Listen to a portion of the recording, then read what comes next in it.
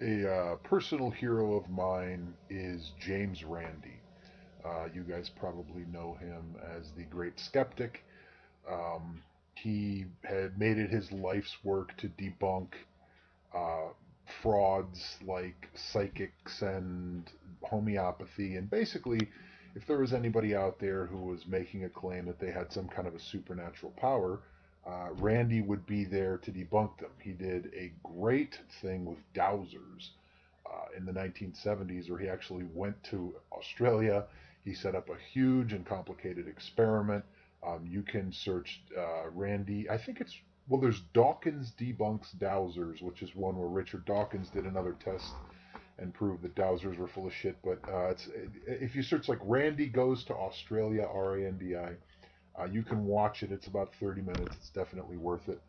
But all that obviously has proximity to the electric guitar Tonewood debate, because the mechanisms that you would use to test something like that are essentially the same.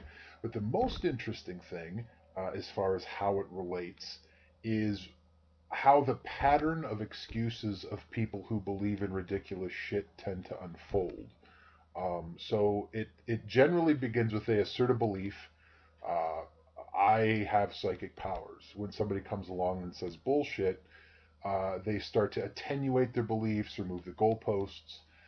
If you ever are actually able to back one into accepting a test of their beliefs, and they inevitably fail, some sort of a test that were their beliefs credible, they would be able to perform this test with no problem. But when most of them are delusional enough to believe what they say, uh, very few are cynical. The exception to that would be people like faith healers and people who are using it to exploit money. Miss Cleo and her psychic friends hotline.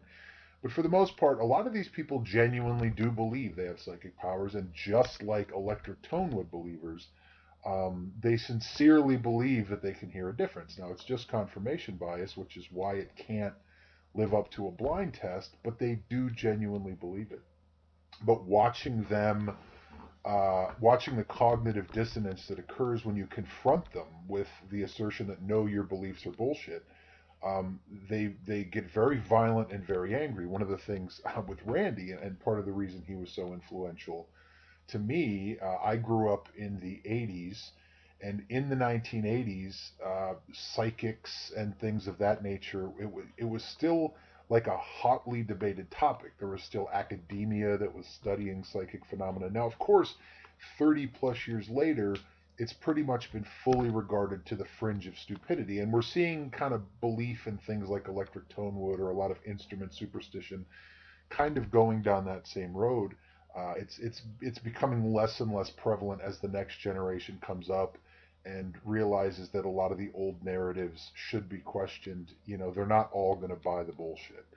But Randy would always be there to confront these believers, these people who made these ridiculous claims about supernatural phenomena, and it was always interesting to see. He would get incredibly hostile reactions. He had one again. It was in Australia. I think it was somehow related to the dowsing thing, but he did a test on a psychic and debunked them. And the host of the show got very, very angry at him and started to call him names. But here was always this little elf-looking man who would always appear in any of these shows, kind of as the counterpoint, to present the idea that no, it doesn't matter how many people claim this is true or believe it. These people are full of shit. And the work he did, thankfully, he's lived long enough to see it kind of pay off. But the work he did really influenced public thought. I mean, if these days, if you run into somebody who believes in psychic powers or Bigfoot, you're generally going to think that person's a kook. And I think a lot of old instrument mythos is taking a very, very similar path. Now, I've had a few comments lately. One of the interesting things about posting these videos, I have two YouTube channels. This is a side channel that I do. I don't post anything on my main channel. It's very, very small, but it ranks pretty high if you search for electric tonewood. But every now and then you get strident people, strident believers who are just shocked that somebody would question the idea that they don't have psychic powers or they can't douse. After all, everybody knows, or that they can't hear Tonewood. After all, what about this musician that says it's true? And one of the things that's just kind of cool to watch in them is how they follow the exact same progression of delusion, up to the point that you can challenge them with an actual real world wager, which I've done several times. There's a couple people of notoriety, people that have Wikipedia articles that I've actually challenged with to put skin in the game, and none of them are willing to do it. But it goes with, obviously anybody who has good ears know that Tonewood is a factor. When you say bullshit, hey, why don't you just post a video and show us evidence? Let's see. Let me hear some rosewood, buddy. Let me hear some of that snappy maple. Then they start to move the goalposts, as we've talked about before. They start to minimize their opinion into the smallest footprint possible so they can have some kind of an out. Then when you actually challenge them, like, no, you're full of shit. If your beliefs were true, why don't you come take my money? I'm willing to bet you on this. Um, that's where it gets really, really interesting, because you see the collapse. You see the total collapse of their narrative, the collapse of their belief that ultimately it isn't something they're really willing to stake anything on. But what they're all willing to do, and this is kind of the point of this video, and Randy talked about this extensively. He realized in the beginning he would just say, hey, if you think you have psychic powers, I'm willing to test you to prove that you don't. But then it became so non-rewarding, just that, okay, I managed to find some idiot who thought he was psychic and I put him to the test, and it turns out that he wasn't. After a while, you can only do that to so many morons before it's a waste of your time and money. They want you to go to all of the expense to set up a test, to set up an elaborate test, to fly them out. And then what happens is, when they can't prove their beliefs, they think they're going to do just fine, but when they can't, they either react with shock, wow, how could that be? I'm totally sure I could hear Tonewood, or they start to take issue with the test. So he really refined it down to a science, how to test delusional believers and bullshitters. In his particular case, to submit for the Randy Challenge, which was $1 million prize that anybody who could demonstrate psychic phenomenon could come and claim. Uh, he said you have to have an academic source. You have to have a college professor that's willing to say in their presence, you demonstrated some kind of a psychic power.